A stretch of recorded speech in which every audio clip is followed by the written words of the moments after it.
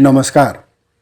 कक्षा 12 को एकाइ 8 अन्तर्गत पाठ नम्बर 7 को विषयवस्तुको बारेमा आजको यस अङ्कमा चर्चा गर्न गइरहेको छु। पाठ नम्बर 7 अन्तर्गत विषयवस्तु रहेको छ सदाचार र सामाजिक जवाबदेही। आउनुहोस् सदाचार र सामाजिक जवाबदेही भन्ने विषयवस्तुको बारेमा हामी बुझ्ने प्रयास गरौँ। कुनै पनि देशको विकासका लागि सुशासन अपरिहार्य हुन्छ।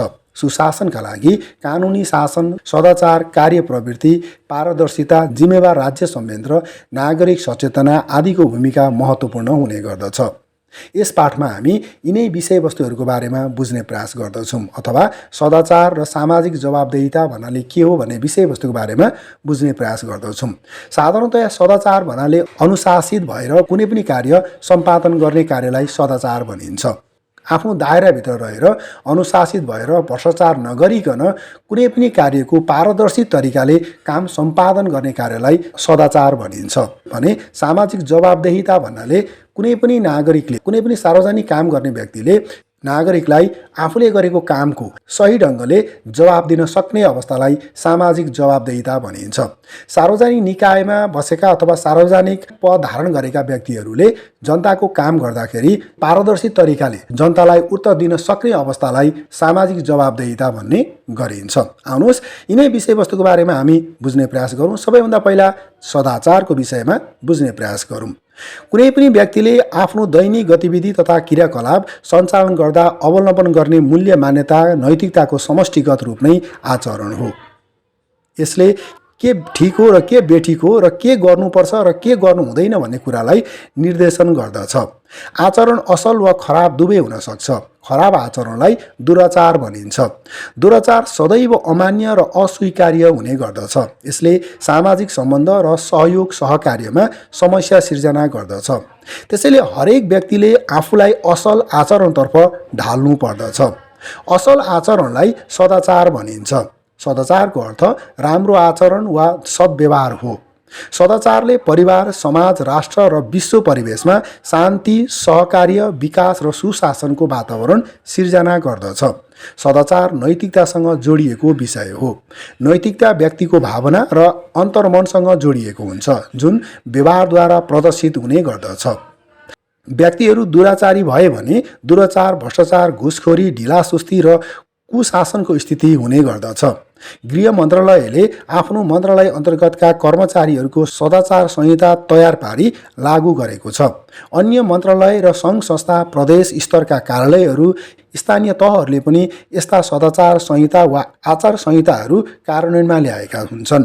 विद्यालयमा पनि शिक्षक, विद्यार्थी र व्यवस्थापन समितिका आचार संहिताहरू तयार पारिएका हुन्छन्। त्यसको पालना गर्नु शिक्षक, अभिभावक, विद्यार्थी, व्यवस्थापन समिति सबैको दायित्व हो। राज्यलाई सधैँ सदाचारी मानिसहरूको खाँचो पर्ने गर्दछ। सार्वजनिक जीवन निर्वाह गर्ने व्यक्तिमा सिप र दक्षताका साथै नैतिकता, इमान्दारी र सदाचारीपन पनि हुन आवश्यक हुन्छ। उनीहरू योग्य, इमान्दार र जवाबदेही हुनुपर्दछ। सर्वसाधारणको मन जितेको हुनुपर्दछ। उनीहरूले सार्वजनिक जीवनका 5 सिद्धान्तहरू जस्तै स्वार्थहीनता, सदाचार, वस्तुपरकता, जवाबदेहिता र खुल्लापनलाई मार्गदर्शकका रूपमा ग्रहण गरेको हुनुपर्दछ। नेपालको संविधानमा सदाचार र सुशासनका लागि संविधानको निर्देशक सिद्धान्तमा सार्वजनिक प्रशासनलाई स्वच्छ, सक्षम, निष्पक्ष, पारदर्शी, भ्रष्टाचार मुक्त, जनउत्तरदायी र सहभागितामूलक बनाउँदै राज्यबाट प्राप्त हुने सेवा सुविधामा जनताको समान र सहज पहुँच सुनिश्चित गरी सुशासनको प्रत्याभूति गर्ने भन्ने उल्लेख गरिएको छ। 15औं योजनाले सार्वजनिक प्रशासनलाई सङ्घीय संरचना अनुरूप सबल, सक्षम र सुदृढ बनाई दक्ष, सेवामुखी र व्यावसायिक बनाउनु भन्ने उद्देश्य राखेको छ। सार्वजनिक सेवालाई भरपर्दो, सुलभ, गुणस्तरीय र पहुँच योग्य बनाई विकास प्रक्रियालाई प्रभावकारी बनाउनु तथा सेवा प्रवाह र शासन प्रणालीमा बहुपक्षीय साझेदारीको विकास गर्नु जस्ता उद्देश्य राखिएको हुन्छ। त्यसैले सुशासनका लागि त्यस्ता संस्थामा कार्यगत व्यक्तिहरूमा सदाचार र नैतिकताको निकै महत्त्व रहने गर्दछ। यसरी हामीले सदाचारको बारेमा बुझिसकेपछि अब हामी सदाचारको महत्त्वको बारेमा बुझ्ने प्रयास गरौँ। सदाचारको महत्त्व के कस्तो रहेको छ भन्ने विषयवस्तुको बारेमा बुझ्ने प्रयास गरौँ। सबैभन्दा पहिला व्यक्तिमा आत्मनियन्त्रण र उत्प्रेरणा वृद्धि गर्दछ। यदि व्यक्ति इमान्दारी भयो भने, कुनै पनि काममा इमान्दारी भयो भने उसमा आत्मनियन्त्रण र उत्प्रेरणा वृद्धि हुने गर्दछ। त्यसै गरी सार्वजनिक सेवालाई राजनीतिबाट तटस्थ, निष्पक्ष र पारदर्शी बनाउने गर्दछ। त्यसै गरी सार्वजनिक प्रशासनमा हुने ढिलासुस्ती, लापरवाही, भ्रष्टाचार र अधिकारको दुरुपयोगलाई निरुत्साहित गर्दछ। त्यसै गरी सरकार तथा सार्वजनिक सेवाप्रति सेवाग्राहीको विश्वास अभिवृद्धि गर्दछ। त्यसै गरी सरकारी काम कारबाहीलाई छिटो छरितो बनाउन सहयोग पुर्याउँछ। त्यसै गरी महत्त्वपूर्ण सरकारी अभिलेखको गोपनीयता कायम तथा संरक्षण गराउने काम गर्दछ। त्यसै गरी सरकारी सेवा सुविधा र विकास निर्माण कार्यलाई प्रभावकारी बनाउन सहयोग गर्दछ। त्यसै गरी अन्तमा छ सुशासन कायम गर्न सघाउने काम गर्दछ। यो त भयो सदाचारको महत्त्व। सदाचार भयो भने यी विषयवस्तुहरूमा सहयोग पुग्ने देखिन्छ। सदाचारको महत्त्व बुझिसकेपछि अब हामी सार्वजनिक पद धारण गरेका व्यक्तिहरूले पालना गर्नुपर्ने सदाचारहरू के हुन् भन्ने विषयवस्तुको बारेमा बुझ्ने प्रयास गरौँ, जसले गर्दाखेरि जनताको काम छिटो छरितो तरिकाले सम्पादन गर्न सहयोग पुर्याउने गर्दछ। आउनुहोस्, सार्वजनिक पद धारण गरेका व्यक्तिहरू जनताको काम गर्नका लागि खटिने जिम्मेवार व्यक्ति हुन्। उनीहरूले जनताको सेवा गर्नका लागि शपथ खाएका हुन्छन्। जनताले तिरेको करबाट तलब तथा सुविधा लिने गर्दछन् र यस्ता व्यक्तिहरू जनताप्रति उत्तरदायी हुनुपर्दछ। जनताको सेवक भएकाले सर्वसाधारणहरूसँग उनीहरूको व्यवहार र प्रस्तुति सहज र सम्मानयोग्य हुनु आवश्यक देखिन्छ। राष्ट्र सेवकहरू सदाचारी भएनन् भने जनताले सुलभ सेवा पाउन सक्दैनन्। राष्ट्र निर्माणका विभिन्न क्षेत्रमा अवरोधहरू आउन सक्दछन् र राष्ट्रिय सम्पत्तिको दुरुपयोग पनि हुने गर्दछ। काममा ढिलासुस्ती भएर जनताले अनावश्यक दुःख पाउन सक्दछन्। त्यसैले उनीहरूले जनताप्रति जिम्मेवार भई आफ्नो कर्तव्य पुरा गर्नुपर्ने हुन्छ। सबै व्यक्ति सार्वजनिक पदका लागि योग्य हुँदैनन्। सार्वजनिक पद धारण गर्नका लागि सिप र दक्षताका साथसाथै नैतिक, इमान्दार र सदाचारी हुन पनि आवश्यक हुन्छ। सार्वजनिक भूमिकामा रहने व्यक्तिको ओहदा र भूमिका विस्तारसँगै उनको व्यक्तिगत अधिकार खुम्चिँदै जान्छ र सार्वजनिक दायित्व फैलिँदै जान्छ। उनीहरूलाई सार्वजनिक जीवनका सिद्धान्तले मार्गनिर्देशन गरिरहेको हुन्छ। सार्वजनिक जीवनका सिद्धान्त अन्तर्गत स्वार्थहीनता, सदाचार, वस्तुपरकता, जवाबदेहिता, खुल्लापन, इमान्दारी र उदाहरणीयता पर्दछन्। यसरी हामीले सदाचारको विषयमा बुझिसकेपछि अब हामी व्यक्तिमा हुनुपर्ने सदाचारहरू के हुन् भन्ने विषयवस्तुको बारेमा बुझ्ने प्रयास गरौँ। साधारणतया हरेक व्यक्तिमा सदाचारी हुन आवश्यक छ। व्यक्ति सदाचारी भयो भने सबैले मन पराउँछन्, विश्वास गर्छन् र उनको उन्नति र प्रगति पनि हुँदै जान्छ। उनको परिवार, समाज र राष्ट्र पनि छिट्टै विकास हुन्छ। त्यसैले हामीले असल व्यक्तित्वका रूपमा स्थापित गर्न निम्न अनुसारका सदाचारका पालना गर्नुपर्दछ। जस्तै अनुशासनमा रही आफ्नो कर्तव्य इमान्दारी साथ पालना गर्नुपर्दछ। सबैप्रति शिष्ट व्यवहार देखाउनु पर्दछ। जुवा तास खेल्ने तथा सार्वजनिक रूपमा मादक पदार्थ सेवन लगायतका खराब आचरण त्याग्नु पर्दछ। आफ्नो कामसँग सम्बन्धित सबै कानुनको जानकारी राख्नु पर्दछ। पेसाको सम्मान गर्ने तथा आफ्नो क्षमता विकास गर्न प्रयत्नशील रहनु पर्दछ। कार्यालय समयमा कार्यालयसँग सम्बन्धित काम मात्र गर्नुपर्दछ। कार्यालयका सामान तथा सुविधाको दुरुपयोग गर्नु हुँदैन। पेसागत कार्य गर्दा राजनीतिक तटस्थता कायम राख्नु पर्दछ। आफ्नो काम कारबाही आर्थिक रूपमा मितव्ययी तथा जवाबदेहितापूर्वक गर्नुपर्दछ। त्यसै गरी सार्वजनिक सम्पत्तिको संरक्षण र हिफाजत गर्नुपर्दछ। र त्यसै गरी अन्तिममा रहेको छ सामाजिक विभेद गर्नु हुँदैन। यसरी कुनै पनि व्यक्तिमा सदाचारसँग सम्बन्धित विषयवस्तुहरू हुनुपर्दछ। अनि मात्रै कुनै पनि व्यक्ति असल व्यक्ति बन्न सक्दछ अथवा सदाचारी व्यक्ति बन्न सक्दछ। यसरी हामीले सदाचारको विषयमा बुझिसकेपछि अब हामी सामाजिक जवाबदेहिता भन्ने विषयवस्तुको बारेमा बुझ्ने प्रयास गरौँ। के हो त सामाजिक जवाबदेहिता? यसको बारेमा हामी बुझ्ने प्रयास गरौँ। साधारणतया सामाजिक जवाबदेही भन्ने शब्द ल्याटिन शब्द टु काउन्ट गर्नुबाट अकाउन्ट शब्द हिसाब शब्द बनेको हो। पछि हिसाब वा लेखाजोखा सम्बन्धी विषयलाई अकाउन्टेबिलिटी जवाबदेही भन्न थालियो। जवाबदेहीको पहिलो प्रयोग सन् 1066 बेलायतका राजा विलियम प्रथमको शासनकालमा भएको थियो। राजा विलियमले सम्पत्ति संरक्षणका लागि हिसाब राख्न लेखापाल नियुक्त गरेका थिए। जसले समय समयमा राजालाई सम्पत्तिको विवरण देखाउनु पर्दथ्यो। 12औं शताब्दीदेखि भने सरकारले राज्यको स्रोत साधन र शक्तिको प्रयोग संसदीय अनुमोदनका आधारमा भएको छ वा छैन भनी हिसाब किताबको परीक्षण समेत गर्न थालियो।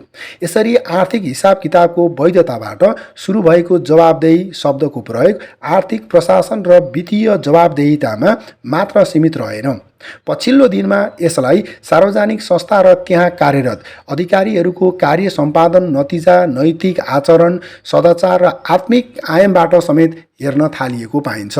जवाबदेही भन्ने शब्दले आफूले गरेको काममा जोसुकैले प्रश्न उठाए पनि त्यसको जवाब दिन सक्ने गरी काम गर्नु भन्ने बुझाउँछ। जसले गल्ती गरेको हुँदैन वा कानुन बमोजिम काम गरेको हुन्छ उसले जवाब दिन पनि सक्दछ। जसले कानुन मिचेर वा कानुन विपरीत काम गरेको छ वा नैतिक धरातल गुमाएर काम गरेको छ उसले जनता सामु जवाब दिन पनि सक्दैन, जसलाई दुराचारी भनिन्छ। जसले आफूले गरेको कामको सही ढङ्गले जनतालाई जवाब दिन सक्छ त्यसलाई सामाजिक जवाबदेहिता भनिन्छ। जसले आफूले गरेको कामको जनतालाई अथवा सम्बन्धित व्यक्तिलाई सही तरिकाले जवाब दिन सक्छ त्यसलाई सामाजिक जवाबदेहिता भनिन्छ। सार्वजनिक जवाबदेहिताका मुख्य दुईवटा शर्तहरू हुने गर्दछन्। पहिलो शर्त जनताको साधन, स्रोत र शक्ति जनताको हितमा जनताकै अनुमोदनमा मात्र प्रयोग गर्नुपर्छ भने दोस्रो शर्त यस्ता साधन, स्रोत र शक्ति प्रयोग वा परिचालन गर्ने अधिकार प्राप्त पदाधिकारीहरू सधैँभरि जनताको निगरानीमा हुनुपर्दछ। जनताले गर्ने प्रश्नको जवाब दिन सक्ने अवस्थामा तयार रहनु पर्दछ। उनीहरू जहिले पनि जनताको विश्वास लिन सक्ने गरी कार्य गर्नुपर्दछ।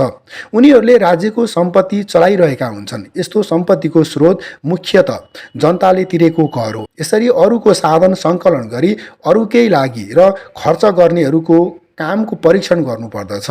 पहिले सार्वजनिक जवाबदेहितालाई वित्तीय पाटोबाट हर हिसाबको आँकडा परीक्षण गरेर हेरिन्थ्यो। परम्परागत रूपमा ऐन, नियम, कार्यविधि, मापदण्ड जस्ता प्रक्रियागत आधारबाट संस्थाको जवाबदेहिताको स्तर हेर्ने गरिन्थ्यो। बिस्तारै जवाबदेहिताले सार्वजनिक व्यवहारका सबै पक्षलाई समेट्न थालेको पाइन्छ। सर्वसाधारणहरूले सबै किसिमका प्रश्न गर्न सक्दछन्। सार्वजनिक पद धारण गरेका जिम्मेवार व्यक्तिहरूले त्यसको उचित जवाब दिनुपर्दछ। यसरी आधुनिक लोकतन्त्रमा प्रत्यक्ष जवाबदेहिताको माग हुन थालेको छ भने त्यस्तो प्रक्रियामा जनसहभागिताको पक्ष अति आवश्यक ठानिन्छ। सेवाग्राही वा सरोकारवालाले नै आफ्ना सरोकारका विषयमा प्रश्न उठाउन र आश्वस्त हुन चाहन्छन्। त्यसैले हिजो आज सार्वजनिक जवाबदेहीलाई सामाजिक जवाबदेही पनि भन्ने गरिन्छ। यो लोकतान्त्रिक अभ्यासप्रतिको विश्वास र सेवाग्राहीको सक्रियताको उपज पनि हो। हरेक क्रियाकलापमा सहकार्य, संवाद र सहभागिताबाट सर्वसाधारणको विश्वास जित्न सकिन्छ भन्ने मान्यता सामाजिक जवाबदेहीबाट स्थापित भएको छ। यसलाई सार्वजनिक निकायमा परेको दबावका रूपमा हेरिनु हुँदैन। यसलाई वैधता, स्वच्छता, गुणस्तर र सुशासनका लागि अवलम्बन गरिएका उपायका रूपमा हेर्नु पर्दछ।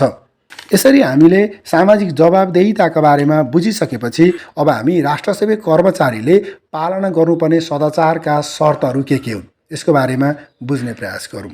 सबैभन्दा पहिला राजनीतिक वा अवाञ्छित प्रभाव नपर्ने, राजनीतिमा भाग नलिने।